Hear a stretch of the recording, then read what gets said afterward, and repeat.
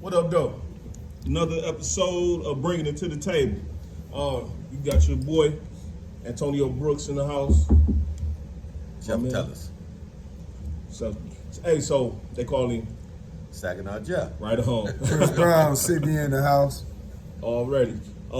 Thanks for joining us again on another episode, Bringing It to the Table, man. We appreciate y'all. So normally, we here, we just be chopping it up. We was talking earlier about CB had brought something up about you want to talk about what you was saying. Actually, we was talking about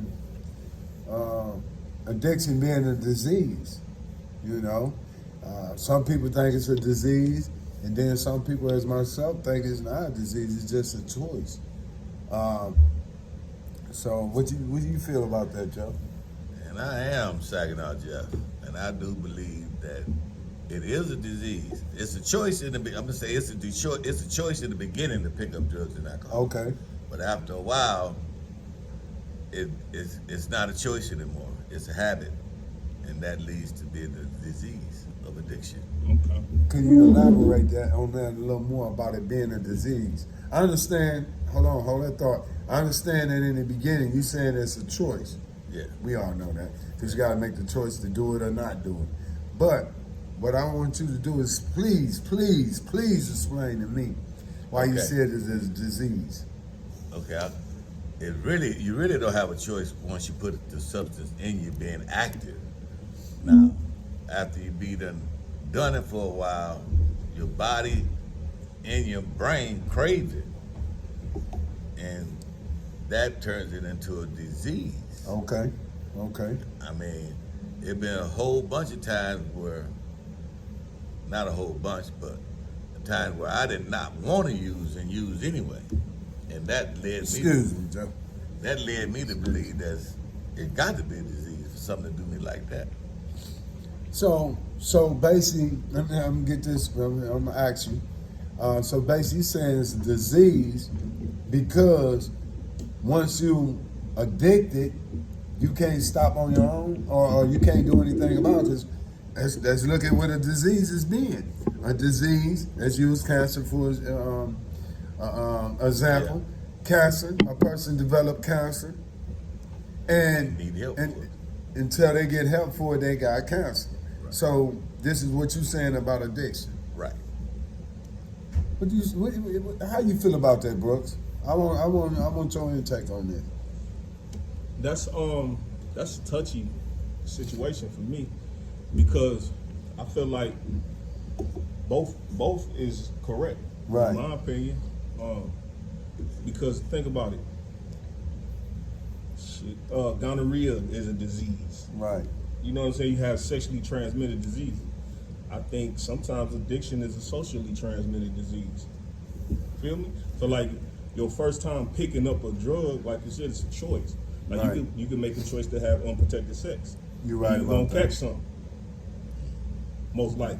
Right. Some people can pick up a drug, use it, don't get addicted. Okay. They didn't catch the disease, but some people are prone to catching the disease of the addiction that drug carries. And all right, that goes to me to say this then. So those who did catch that disease, as you say, of addiction, is the ones who mentally is affected by it. Because for you to continue doing something, and that's all for a fact. Let's put this on the floor first. I'm talking about after the body has been cleansed from the substance, because the body can become dependent on the drug, whether it's alcohol, heroin, so forth.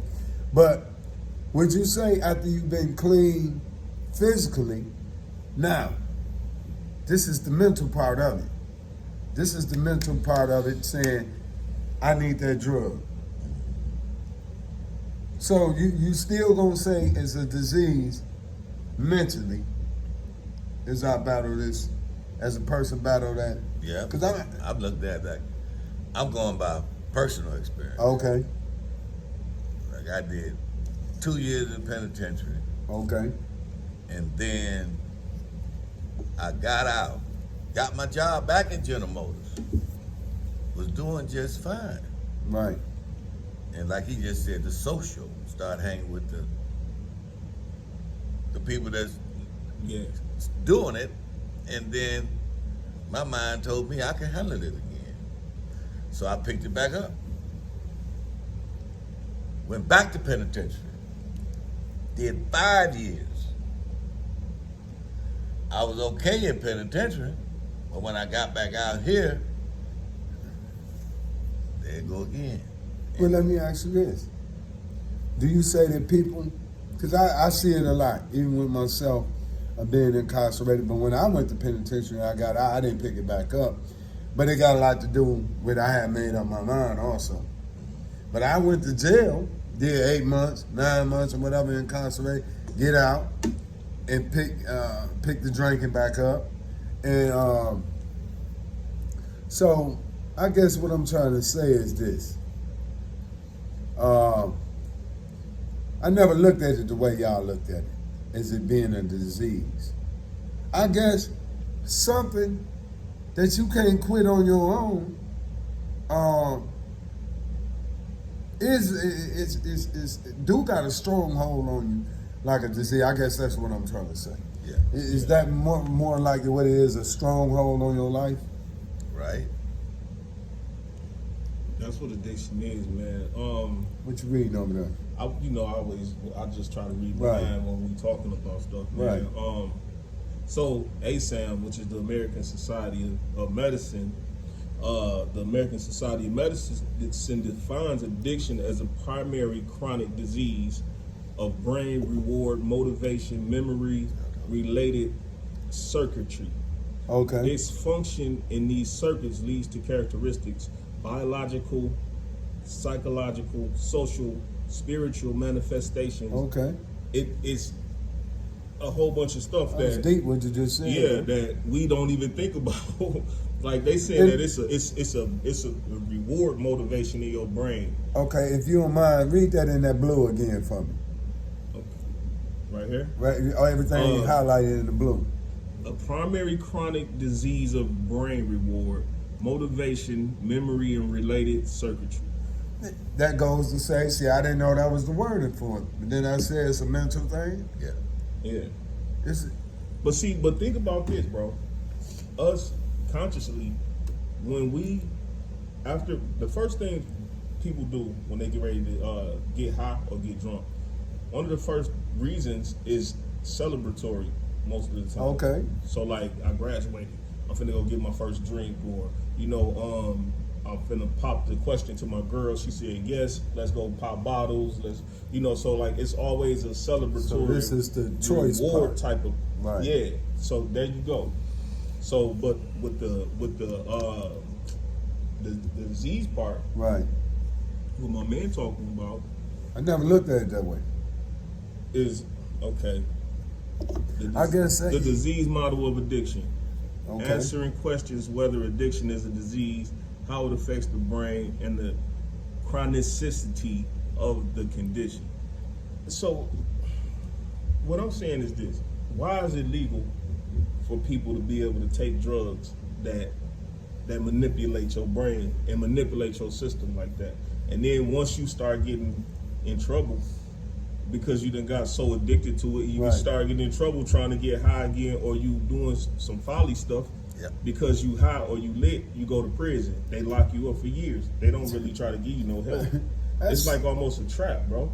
It is a trap. What else could it be? Watch this. And let's lose alcohol, like you just said. Alcohol legal. I can go buy it out of the store. Now, don't get me wrong. I disagree with anybody drinking and driving. Yeah. Now, when you're putting yourself in danger, first of all, you're putting others in danger. Taking loved ones from family. But let's go to the pharmaceutical part of the game. Okay. They give all these drugs out legally. And I mean some addictive drugs. Xanax, cortisone, and the list goes on. And watch this. A lot of this medication for depression tells you on the bottle that it'll give you, or not on the bottle, but in the Side effects. side effect that it'll give you suicidal tendencies. Yeah. Yeah. So if I'm coming to you about depression, suicidal tendency, why would you give me something or prescribe me something that might give me more suicidal tendency? Right. That's my Yeah. thing. So that's like the we talk about this all the time, bro. Okay. The school to prison pipeline, bro. That go all the way to elementary school. Right. That when we kids and we in our classroom and these teachers is talking about stuff that don't mean nothing in our community, we have no idea what the hell they talking about. We can't relate to Christopher Columbus, don't care about really what George Washington did and all the other lies about the forefathers and how great they was. Let's just keep it funky. So like we sitting in the classroom, we looking at our friend that stay down the street, just got some new Jordans. He looking how he looking. I ain't got the fresh. shoes on. So my mind just going crazy thinking about, How can I get them Jordans? either that, because that's what, you know what I'm saying? It's just so much going on.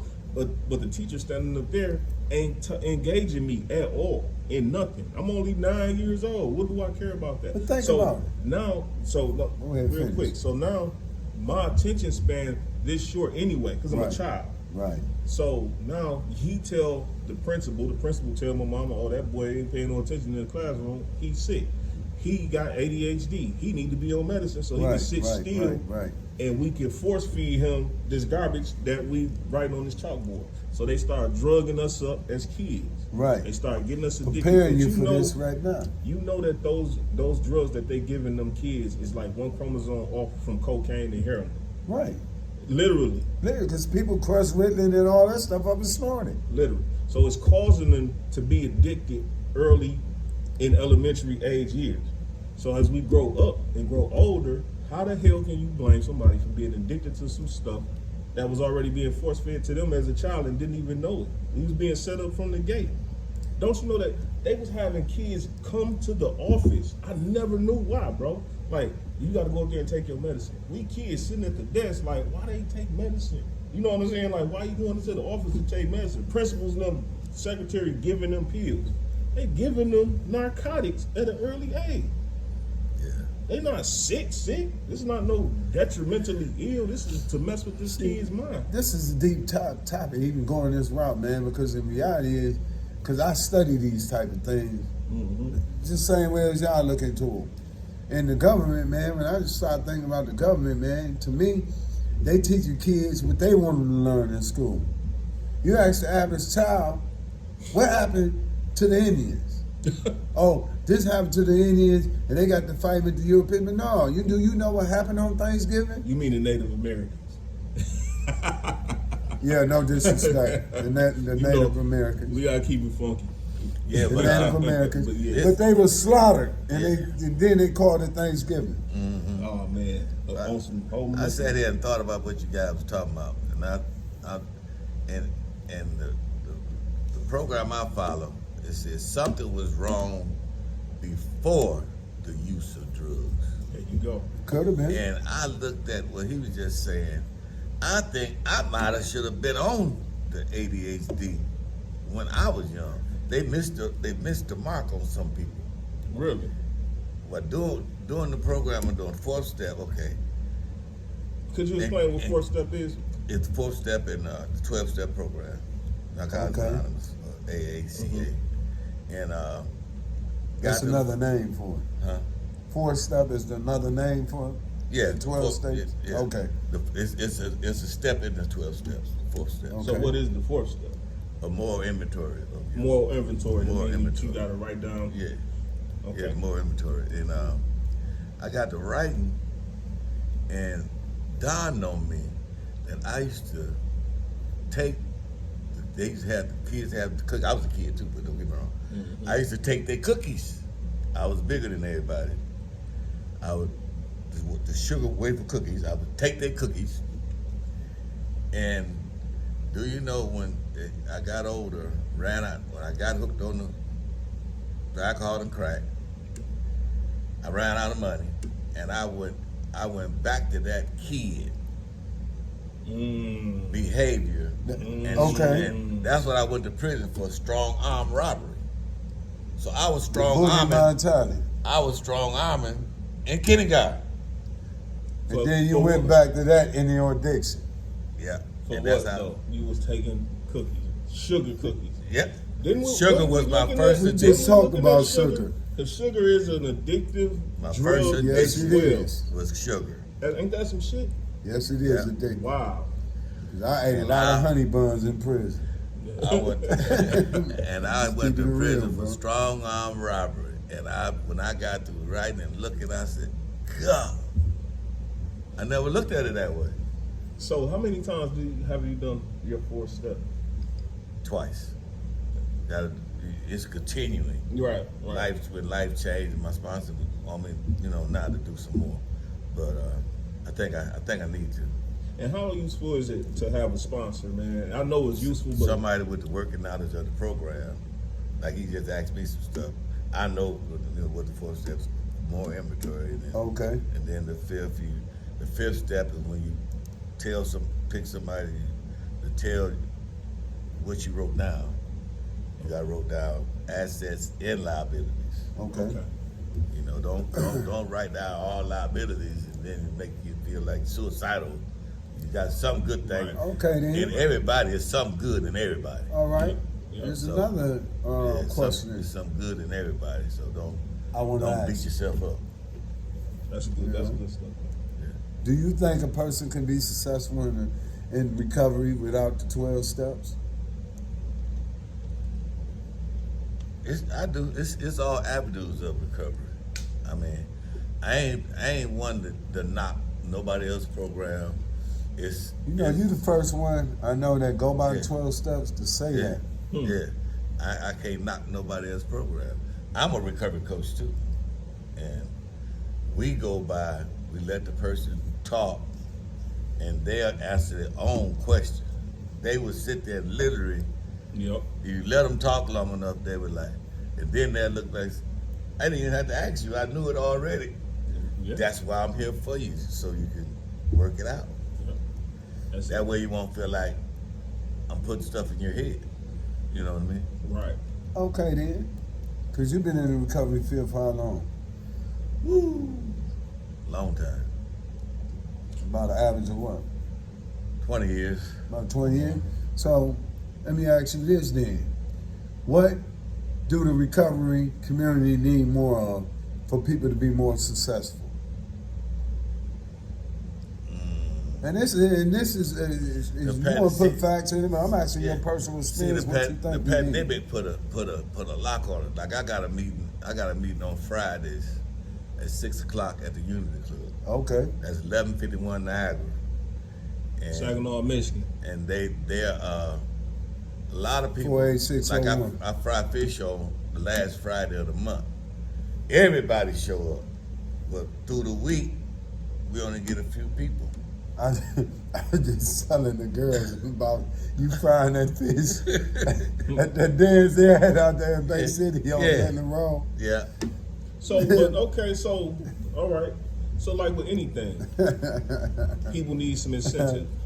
So, if the fishes would give some out, that's why Maybe it's a we good should thing. fry more fish. maybe we should fry more fish, and maybe we should have a bigger message. Yeah, You know what I'm saying? I think but it was breaking me. I need help. that's what I'm about to Now say. you got Yeah, That's we what I'm about to communicate. say. That's the whole point of what we're Yeah. talking about. So we building this platform. Yeah. So you on the platform right now. By you saying that, I'm sure that people that attend those meetings at the Unity and that have attended your fish fry, I'm sure they watch it. And people know that everybody ain't just got it like just to keep going in their pocket. Don't nobody Right. got it like that. Yeah. To go in their pocket and feed everybody like except Jesus when he fed how many people with and one fish I've and a been loaf of doing it bread? for You can just donate the Yeah, fish just and the donate some flour fish. and I've been meal. doing it for about the last Grease. 6-7 months. That's what's up. You know? And Well, this- now that I know that, I definitely help and What kick if- in. And what have been costing you on the average? The last time you did that, the fish fry over there at the Unity Club, how much was you out of pocket? the box of fish was $100. Okay. And then I cooked some sides like dressing and greens and Oh, that's what's up. and And that ain't no can- easy and dish candy- to make, bro. and candy yams and that was another $60-$70. Okay. You made soul So food next Sunday time we meal. just do it with some French fries and salad. That's what I said. Yeah. Yeah, that's That'll bring the cost down. We doing collaborate on something. overboard. I was going overboard. Well, you was I doing it wanted out to of get- kindness of your heart. Yeah, that's what it Yeah, was. that's yeah. what. You know. Yeah. Yeah. So check it out real quick. So I got a question about the meetings at the Unity, man. We go, we take people to I take people to the Unity meetings every day. Well, from Monday Yeah. through You be seeing me? all the time. I'll be seeing you pulling up. I ain't been in a minute. But so I don't go in a lot because I'll be working at that time too. But I went in and sat the other day. So Monday, I think it was. I think it was Monday. And so we had a new guy at one of the houses. He came and he sat down and he was there, and nobody was really sharing that adamant to share right away. So it was kind of quiet throughout the shares or whatever. I wasn't gonna share because I just listened. I come in sometimes like going to church. I'll just come for the word. I don't gotta say nothing. Yeah. But so like I'm listening, and he started talking about him relapsing. Right. Yeah. So Right. I noticed it in a meeting. I mean, I'm sorry, this is an AA AA, meeting, yeah. but he talking about when he was sitting in front of with his people that he used to hang with, and they had drugs in front of him, Okay. Right. and he broke and he relapsed and he started using. He said I had to put the needle in my vein, and he was going back and forth. After 9 months, he had just relapsed. So he was back, and that was his first meeting in a while.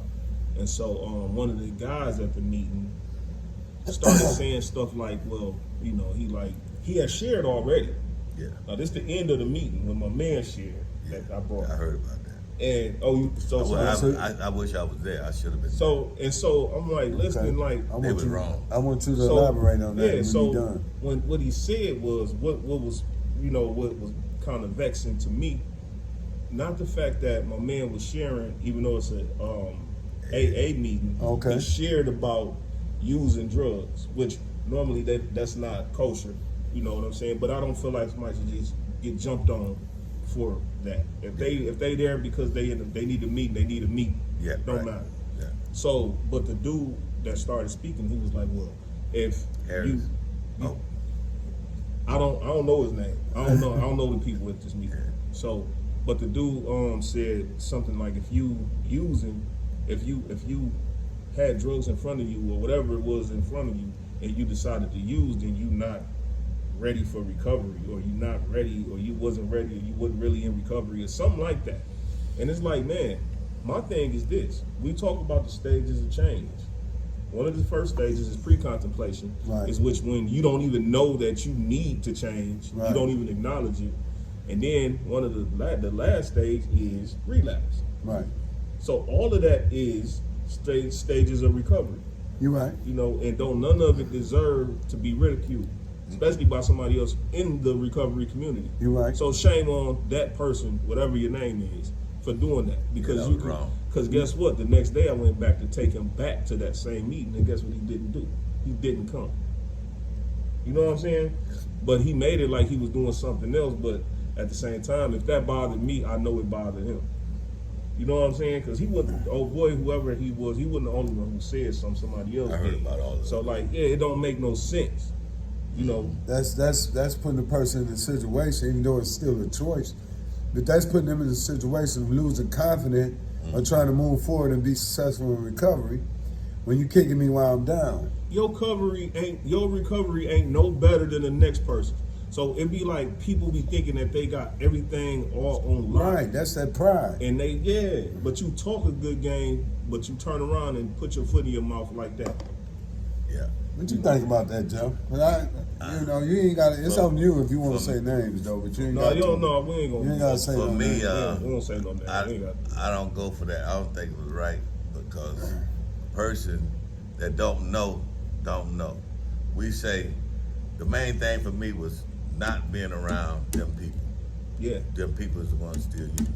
Yep. And I thought I had these two friends I had was my diehard friends, and I just knew I had to hang with them. Them were my dogs, my road dogs. Right. Right. But my pastor said something to me.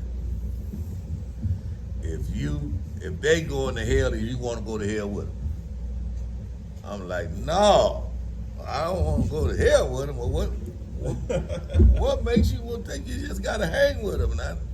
And my sponsor said some things, and then I thought about it. I said, you know what? You're right. Because being around them, they would tell me alcohol and weed was not my problem. It was the crack. So wait, so people was telling you that? The people I was hanging with. Okay. They were still drinking and smoking weed. Okay. They wouldn't smoke. They had never smoked. Wouldn't smoke no crack. But my thing is, I was already cooked, just like you turn a cucumber into a pickle. Yeah. Once you turned into that pickle, you ain't going back to no cucumber. No. That's what I'm saying. I wouldn't know no way I was gonna be a social drinker or user anymore. Yeah. I got you. But my thinking with being with them, I listened to them, and being with them, I said, you know what, you're right. And smoked them weeds and drank that drink, and I was walking backwards down Genesee again. Getting twisted. Walking backwards down Genesee. Never One heard more it put year. that way. Wow. I ain't mad at you, man. Listen, I think it's very important to have those experiences and to be able to recall because, Right. man, listen, once That's upon a God. I time, can't remember. I can't. I was just about to say, once upon a time, I used to drink so much. I used to go to therapy. I started going to therapy when I was young because I had, like we was talking about this earlier. I know we got a few minutes. We was talking about how addiction literally always started. It's a root of why you even started using something in the first place. Most of the time. Right. And some of that stuff stemmed from like molestation. Yeah. When you were a kid, a lot of it stemmed from that. Abuse as a child, Right, one way or the right. other. And people start looking for ways to self-medicate. And Right, you're then right. that in turn leads to you being, you coming from a messed up adult doing something to you as a child to you damn near becoming a messed up adult. You know what I'm saying? Because that's like a disease. That's like handed down, some sick type of shit. You're Way. right. You know that. But if you start using and you realize that, then now that's almost your cure. You're right. Because now you know, like cancer, where to find the cancer rate, you can cut it Right. out. That's how. Right. So cut it out at the root. You know what I'm saying? right. Because addiction to any substance is just like a symptom, Right. in my opinion. Right. You're right. So yeah, A lot of people first start off with self-medicate, yeah, and that's what they end up telling me. That's why when I first said I might have should have been on something earlier, Right. but Yeah. I chose the alcohol and drugs to self-medicate. It would calm me down, and I wouldn't be busting people beside the head, at random. You know what the doctor Yeah. told my mom when she took me to him? Oh, he won't sit down and teach us this, and that. He said, all that boy needs is butt work. What you say I'm about just that? keeping it real. He Well- said, that boy just needs his butt work. I said the same thing. All they had to do was call home and tell mama and daddy, and they'd have did that. Oh, they didn't call. They didn't even call home on me. Wow. If they'd have called home, I'd have been the best kid in Oh, well, Saginaw. then that's the problem. But yeah, I got a son. He's 10 years old now. And he got the medication. And I get him we get along. He like, I don't really like the medication. But I told her, she about a Caucasian girl. Okay. And she said, yeah, can you come get her? Yeah, No, that's what they believe in. I can't do nothing with him. And that'll be the first thing I say. But He just but needs some act right. But she called you Yeah. as a father, and she let him know that I'm about to call my support system, my Right. better half, your Right. father, and she called you in hopes that you're gonna put a foot down. But this dude know right from wrong. He know right from wrong. got a phone? Right when he was getting potty trained. You got a game? Yeah. Take it from me. Right when he was getting potty trained. Yeah, act right. I was coming to pick him up, and she came to the door. Then she started laughing. She said, "Isaiah was running. Know you was coming. He was running around the house, talking about, Mama, get this shit off of me. Jeff's gonna beat my ass." So he got that much sense. He got that much sense. He has Come on, Jeff. Dookie. Get the Dookie off. Jeff's gonna get me. So, Listen, man. hey, they know. They know. They know. Definitely. And it ain't like that. How old was he? He was about like 6, 7, something. Too old to be doing that. He knew the long arm of the law was in time. Knew the sheriff in time. And, it ain't like that. I don't be beating on him, but I think all my kids I whooped them one time. That's all it took. Yeah, I ain't really get all to It it shouldn't know. see, and we running over a little bit, but it shouldn't take you to have to beat your kids all the time. It Yeah. turn into bullying after a while. Yeah, We talked yeah. about that with Tamara one time. But we gonna get on down, man. I want to thank our big homie Saginaw Jeff for coming through. We appreciate you, brother. All right. Once again, it's been one. Like he said, Unity Club, what's the address? 1151 Niagara. Saginaw Jeff doing open talk on the last Friday of the month. That will be July 28th at 6 p.m. Do an open talk and tell my story. If you ain't doing anything, please come on out. And until next time, in a minute. Deuces. Yeah.